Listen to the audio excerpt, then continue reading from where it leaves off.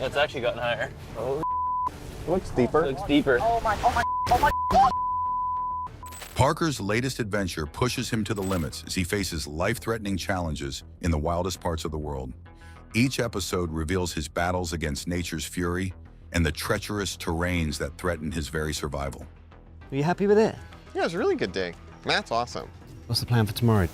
I just want to see this plant run. With every turn, Parker inches closer to striking gold. But at what cost? Will his relentless pursuit lead him into danger too great to overcome? Join us and see if Parker can survive his most perilous quest yet. The harsh realities of La Rinconada mining. In Peru, the government has set up rules to manage mining waste, including harmful byproducts from gold extraction. Despite these efforts, La Rinconada, a mining town known for its rich gold deposits, faces serious environmental and health problems due to how gold is processed. Every year, the town uses 28 gallons of mercury to extract gold, leading to mercury levels in the environment that are 200,000 times higher than what is safe. This big gap between the wealth from gold and the health and environmental costs is a huge problem. When asked about mining in such extreme conditions, most people say it's not worth it. The dangers from toxic substances and lasting environmental damage far outweigh the benefits of gold mining. The high mercury levels threaten not only the workers' health, but also the surrounding ecosystems, harming water quality and local wildlife. Like, you're done. Shouldn't be smiling when I say that, but it's crazy to think that these mountains are just full of that too. Like what we just did probably happens every half hour in here. The health risks for miners and residents include severe neurological and developmental damage, posing a serious long-term threat to the community.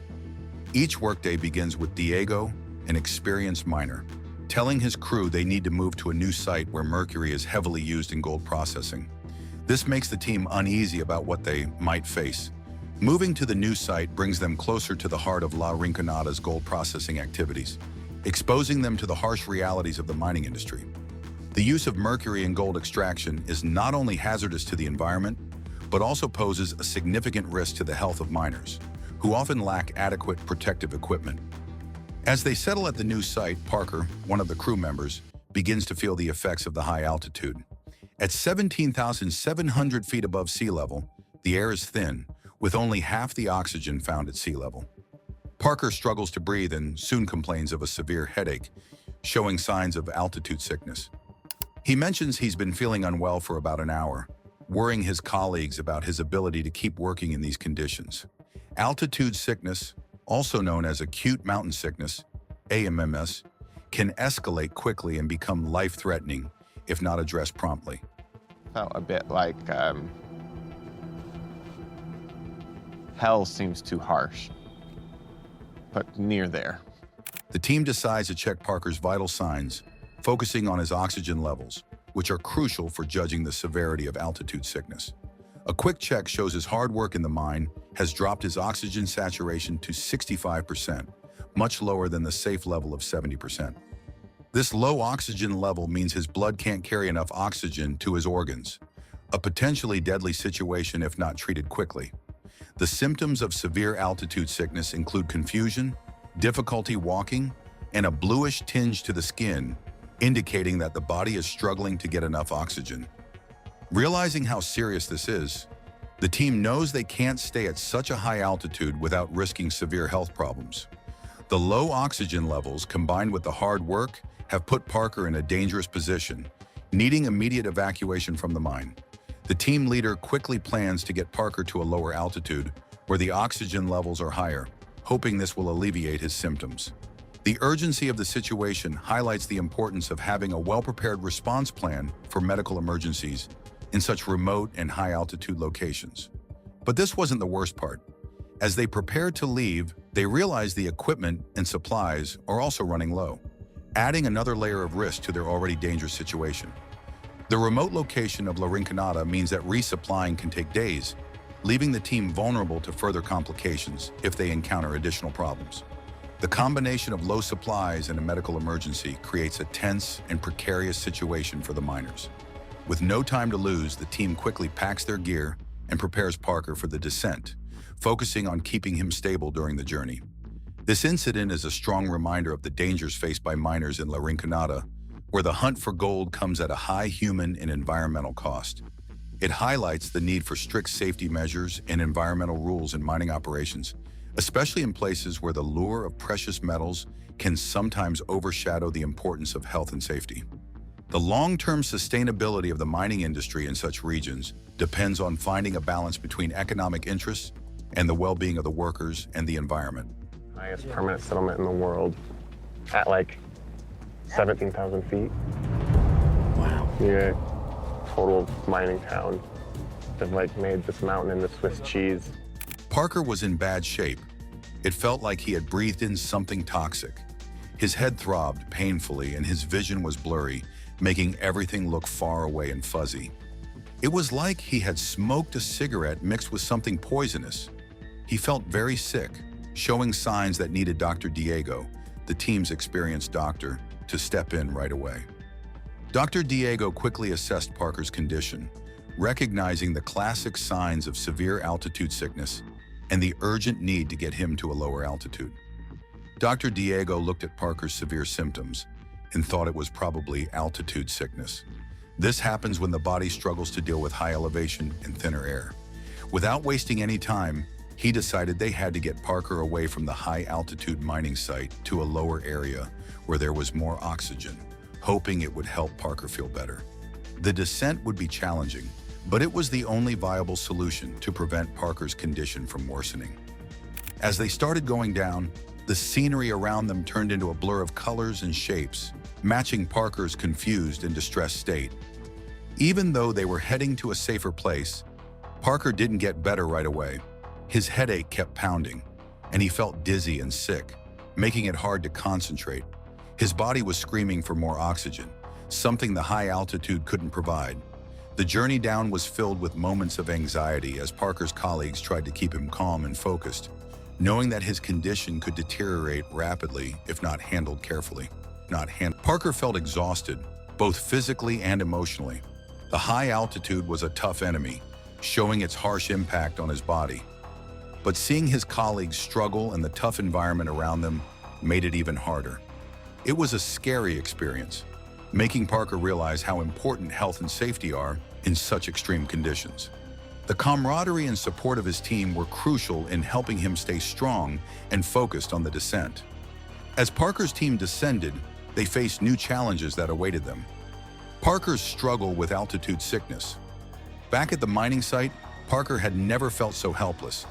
He was used to the hard work of mining, but nothing prepared him for the harsh effects of altitude sickness. As his health got worse, Dr. Diego and the team decided to leave the site right away. They had to get to a lower elevation fast. Dr. Diego looked very worried, showing just how serious the situation was. His concern added urgency to their quick departure.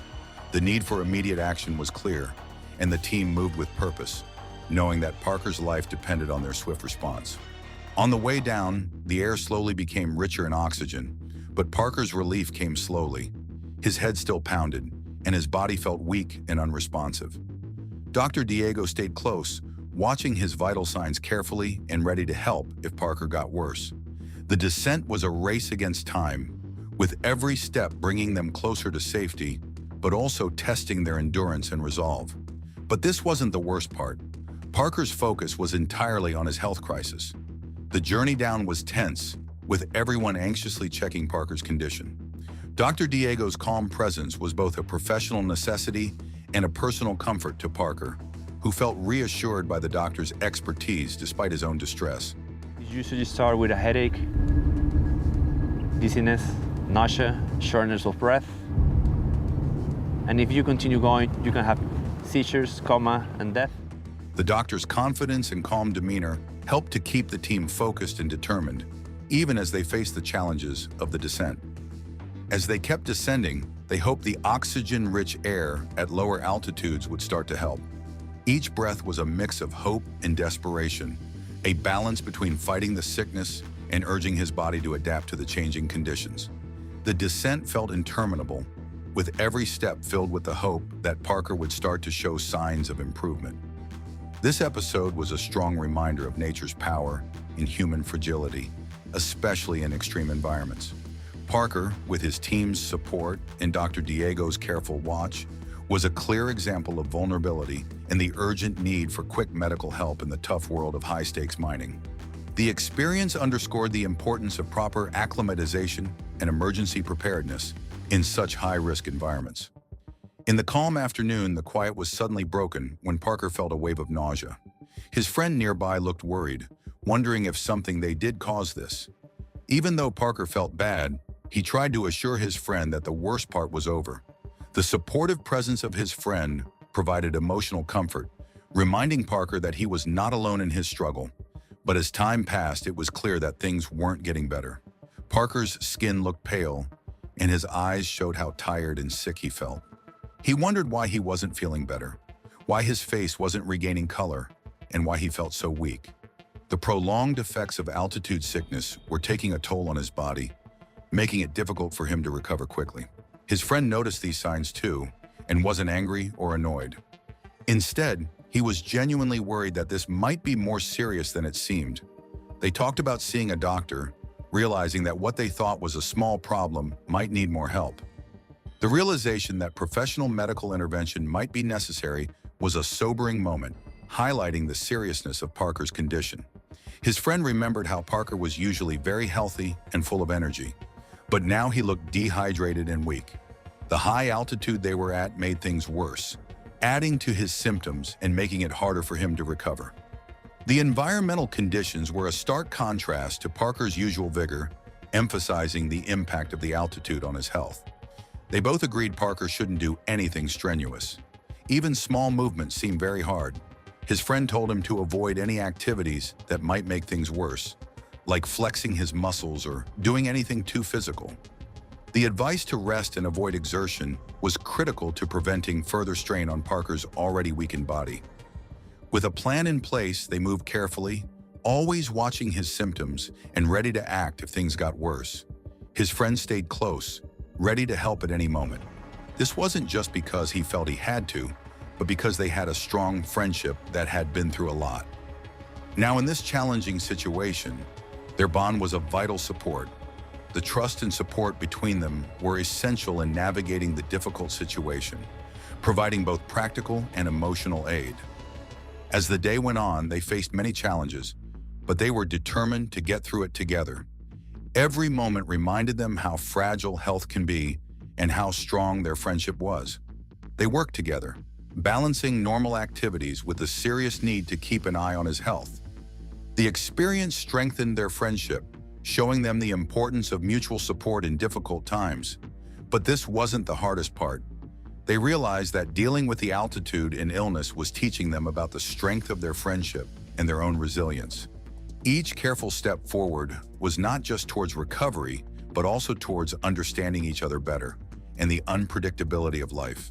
The challenges they faced together highlighted the importance of perseverance and support in overcoming adversity. They learned a lot from these challenges, not just about physical limits, but also about the strength of their bond and the human spirit. With each careful step, they moved not just towards feeling better, but also towards a deeper appreciation of their friendship and the surprises life can bring. The experience was a profound reminder of the resilience of the human spirit and the importance of caring for each other in times of need. As they reached safety, new trials were on the horizon. When adventure turns dangerous. When people aren't used to high altitudes, their bodies can go through serious changes. This was clear when one man in a group of adventurers suddenly had a big drop in blood pressure. His heart rate fell quickly, showing he had a serious altitude problem. His skin turned a worrying green and gray, making it look like he was about to faint. One of his friends quickly saw how serious it was and said they needed medical help fast. The rapid onset of symptoms indicated a severe reaction to the altitude, requiring immediate attention to prevent further complications. The group turned their attention to Mar, who was obviously very sick. They set up an IV to help stabilize him while they talked about whether they needed to get him out of the high altitude area. They decided to watch him closely for a while to see if he could get better on his own. They planned to check on him later and decide what to do based on his recovery. The decision to stay or evacuate depended on Mar's response to the initial treatment and the availability of medical resources. Deciding whether to keep going or stop an adventure is always hard, especially when someone's health is at risk. One person in the group was really worried that they had pushed too far this time. He told the others he was ready to end their trip the next day if it meant Mar would get better. The willingness to prioritize health over the adventure was a testament to the group's commitment to each other's well-being. But Mar's condition didn't get better as the night went on, making everyone more anxious. His quick decline showed how fast health can get worse in tough conditions. If Mar didn't improve soon, the group was ready to make the tough choice to stop the expedition. The situation required careful monitoring and quick decision-making to ensure Mar's safety. Their journey wasn't just a personal challenge. It was part of a bigger story being shared with people following their adventure on a popular show.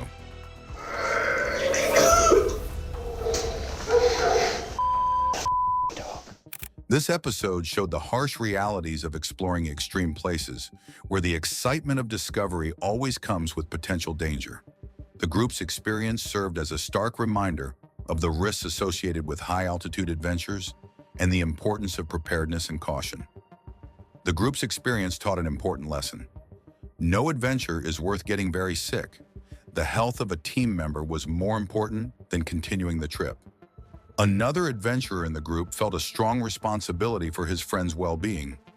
He spoke about how serious the situation was and their shared duty to make sure no one was in unnecessary danger. The sense of responsibility and camaraderie was crucial in navigating the challenging situation. As morning came, the group was filled with worry, watching over Mar closely. They kept discussing the best thing to do, weighing the risks of moving him against staying put. The decision was tough. Knowing a wrong move could be very serious. The group's discussions reflected the complexity of managing health emergencies in remote and high-risk environments. In these crucial moments, their true friendship and teamwork were tested. The adventurers realized that their journey was not just about seeing new places or testing their limits, but also about taking care of each other when it mattered most. The experience underscored the importance of trust and mutual support in overcoming adversity. Oh my, never been more appreciative of my life ever. If you're already developing symptoms, it's really important to identify them early.